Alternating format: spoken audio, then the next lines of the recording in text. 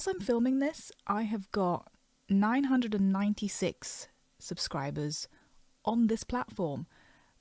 Like, I'm tiny, absolutely minuscule over here. But I've been getting some messages and some emails as a direct result of my YouTube videos somehow.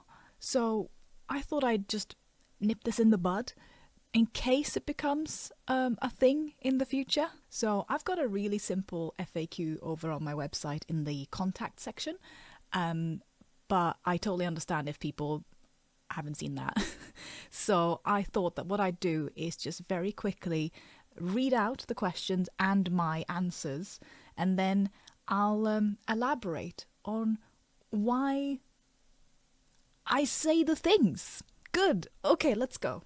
We're just going to go for the two ones that are like quick fire ones, and then we have the other two that are a little bit longer. So, first up, we've got, can I hire you to draw my comic? And my official response over on my website is, I'm afraid I'm not currently taking on more comic work. Just keeping it very simple. So I have been getting some messages about people either wanting to collaborate on comic books with me, or straight up just hire me to like draw their script. And I am very flattered that you are contacting me for that. Thank you very much. However, I am very, very busy. So just to give you an idea, I am currently working on, I'm finishing up my latest Genitales, which is the Spice comic. So I'm literally just now looking at the final story that I'm finishing up over here. And I am also doing Red Fan, which is our new cyberpunk comic. We're coming up to the end of the first chapter on that. All of my patrons get to see each page as it's completed. Thank you. I'm also starting on the next issue of By Man and Angels, which is a space opera comic that we've been doing for a little bit. I'm also trying to crack on with Scarl, because I miss Scarl very dearly. In fact, I'm going to be transferring it over to my new website and making it very nice over there. But let's not get sidetracked. Yeah, I want to get back to Scarl as well, which is my longest running like fantasy webcomic thing. I am also, this is a new development. I am also now officially being able to do a graphic novel memoir of my grandmother's life in northern Sweden during World War II, because it was funded on Kickstarter. So that's like terrifying. And then obviously on the sides as well, I've got things that I want to do, like other future spicy things. I also want to do more of my horror one-shots. I've got like 2 or 3 that are currently like on the back burner. So yeah, basically I'm very busy. Thank you for asking, but I am not taking on any more comic work. I'm doing my own stuff. Okay, so the next one, which is in a similar vein, is, are you open for commissions? And my official quick response on my website is, I've had to close them to catch up with my queue, but I may open them again in the future. So prior to opening them about 6 months ago, I had not done any commission work for years. I had just completely shut down all of that side of my work, and I was just doing comics full time, which was great. But I think, I can't remember exactly why I decided to open my commissions again, but I think I just wanted a bit of a change of pace, and I had a great time doing a bunch of just standalone art that I might be able to show here. I'm not sure, because I think some of it is very much not safe for YouTube. But whatever I can show, I'll just show some pictures here. Yeah, so I've been catching up with my queue, and I have closed my commissions again, and I don't know when I'm going to open them.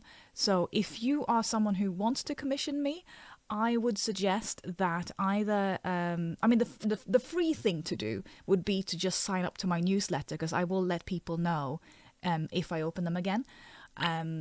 But another thing to do as well is you can also become a patron of mine, and you will always get first dibs. So anyone who like throws money at me on the regular will automatically always get first dibs when it comes to like me opening up commissions and stuff, because it's only fair. So yeah. Right. And now we get to the 2 questions that I've been getting. I mean, let's just deal with the fucking sponsorships thing.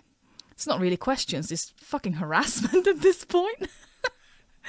Right, okay, anyway, I'll read out the FAQ and my response from my website. Will you do stream/video sponsorships? If you didn't know, I also stream on Twitch, which is why I get a lot of stuff from there. So, my response is, I am happy to partner with a company to show a product on my streams/videos. However, please be aware that I do not do any sponsorship work for free. I will not work with any company or charity affiliated with the armed forces, the police, gambling, or factory farming. So, what's this about then? Well, if you are someone, maybe there's a fellow creator watching this, I don't know, probably not, but if you're someone who streams on Twitch and you have a YouTube channel, your inbox is just, I don't even know, it's just a fucking mess. Oh boy, my inbox before I even started YouTube was interesting, because I've been streaming on Twitch for, I think we're coming up to 7 years now, which is insane, but let's not think about that. And a lot of the stuff that I was getting, and I keep getting, is frankly a bunch of like cold messaging from small companies, startups and stuff like that. And I'm basically fucking harassment at this point from large companies who want me to essentially be a billboard for them for free. I can earn commission though if I sell out my audience. Anyway, I'm trying not to get too heated.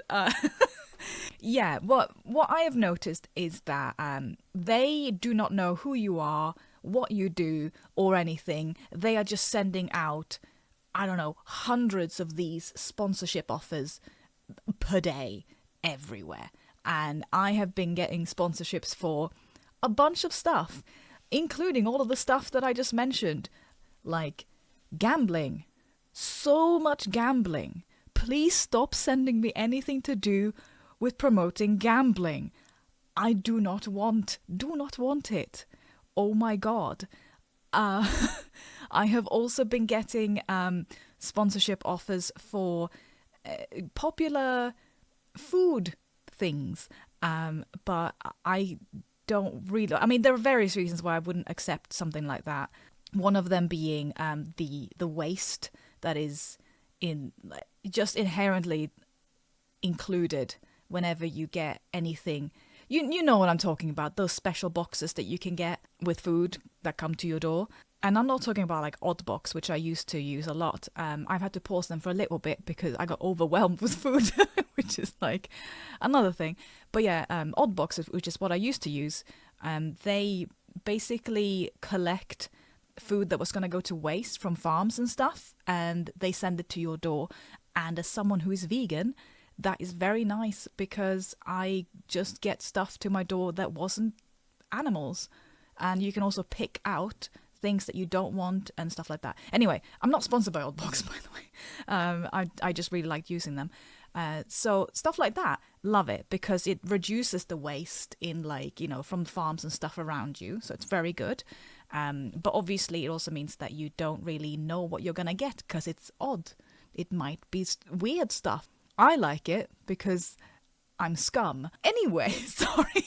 What was I talking about? Oh yeah, the big food box companies.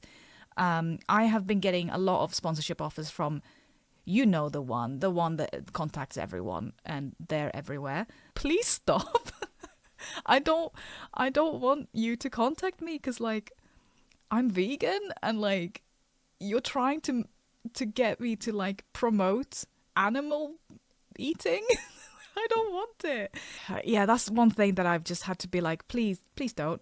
But like they don't listen, because obviously, again, big companies just sending out to everyone. Sorry, ramble. So I have been getting a lot of just random ass sponsorship offers, and because again, I am a nobody. I have not been offered to be paid up front by pretty much anyone. I was offered payment up front by one place. Might have been a couple of others. I genuinely can't remember right now. But I do vividly remember one place that wanted to pay me, I think, a sum up front, and then I would get money for each person that signed up or something. But the thing that they were promoting was the military. And I am not about that. So I was just like, so far I'm getting a bunch of stuff about lots of plastic waste and stuff, gambling, and the military. So yeah, that's why I've had to put that thing on my website. I know that most companies will not see that, and I just don't reply to any of these companies anymore. Like, I used to actually say, can you, like I'm not interested. But then they just want to circle back and have more of a chat with you. So now I just like straight up block them all. But the thing that I do keep on getting for YouTube specifically is people also not only wanting to like sponsor me, but they also want to help me get better. So that's like just a bunch of scams as well. So yeah, it would be great if you didn't send that. Thanks. Okay, so the final one, which is the one I kind of most wanted to talk about really, is a question that has genuinely baffled me and also made me, it's given me a mixture of emotions. Like, I get flattered, I get like taken aback by it. Anyway, the question is, will you look at / critique my work? And my official answer over on my website is, sorry, but my workload does not afford me time to do critiques or offer guidance for free. You may be able to find advice in online art communities such as Mastodon, Twitch, or ArtStation. So yeah, this one has been difficult because on the one hand, I feel so like flattered that people want to have my opinion on things. But on the other hand, it is very scary because please remember that I am not a teacher. I am not a consultant. I am not any of that. I am literally, I'm a comic book artist, and I'm not like a professional critic. Like, I'm a comic book artist, and the stuff that I share on YouTube, like in like the YouTube videos that I do that have to do with comics, it's just kind of like my opinion on stuff or like my experience in the industry. A lot of the stuff I actually try to put on YouTube because I want to, in a broad, very broad sense, maybe if I put certain things out, I can help others avoid certain pitfalls that I fell into, or anything else. Like, it might be an inspiration to try something different in terms of platforms, or it might just be general information about if you draw spice, how do you do that without, in a hostile environment that is the internet right now. Yes, I am making a video about that. And yeah, there's like all the stuff that I've shared on my YouTube channel. It is the stuff that I'm comfortable sharing with like a wider audience. I am not personally comfortable sharing any like private critiques or advice to anyone because, as I said, I'm not a teacher, I'm not a critic. And also, critiquing other people's work is work as well. So that's why it says like I'm not able to do this type of work for free, because that is the type of work that people should be paid for, really, to do. Critics are incredibly important. So things that I have been asked for include people's art, people's comic books, people's general like promo stuff, or like they've been asking me for help with their Kickstarters, with their Patreon pages, and I think I've been asked for help with Twitch setup and stuff like that as well. And like this is giving me ideas for like general videos that I can put out, which I will be doing whenever I have time. So I am planning a video on like how I stream on Twitch, how I stream art on Twitch, for example. And I will be doing a future video on like how I do Kickstarters, how I do comic Kickstarters, so you can see like my process. But I want to stress that it's my process and it's not the process. Like the way you do things is probably a lot better.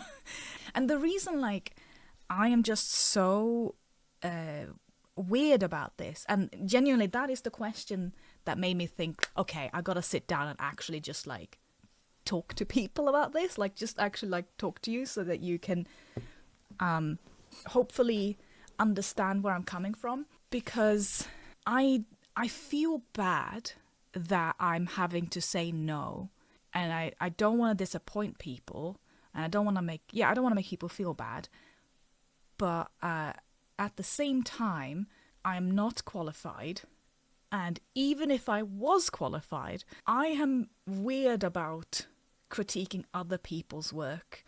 I had a brief period of time when I was thinking like, I was like binging book talk stuff, and I had like a moment where I was like, oh, maybe I should be bringing out some of my comics that I'm reading right now. So, just a moment. So like, I'm currently on Asadora 2, and so far, good stuff. Love it. But yeah, I was just like, oh, should I like do a bit of like my own critique of the comics? And then I was like, no, absolutely not. As someone who is in the industry, and this might also be like an RSD thing, but I know how it feels to be critiqued, and I do not want to put that onto other people. I don't even know if it can be qualified as to critique. Like, I've just been the recipient of people not liking my work, which is totally fine, and normal, by the way. And depending on how it's put, it's totally fine, and I can take it, because I have a separation between myself and my work now. But when I was younger, and I before going, like when I was very young, and so before going to university even, the way I was putting myself into my work meant that if you critiqued my work, you were critiquing me as a person, and it feels bad, man. So that sucked, and I would never want to put that onto other people. Then I went to university, and while I was at uni, I did receive some advice. You know, all the standard ones, like by the way, this is not advice just from tutors, this is advice from, or just crits or whatever, from other students, or shit I've just seen online when I was younger and much more impressionable than I am right now. So stuff like, don't use an eraser. If you use an eraser, you are a bad artist, because every line you draw should be the best line ever. Don't trace your work, so don't use a light box. I can't show you what's on this light box. It's porn. Don't use black lines, because black lines will kill your work if you are a comic artist. Don't use references, because if you're using references, you have no imagination of your own, and you are cheating. There's a lot of stuff about like, you as an artist, you must be cheating if you're doing all these things. It wasn't good. That's not my lane. I'm sticking in my lane, and I'm just gonna keep doing my thing. You know, one day I'll actually figure out how to do the lighting in this place.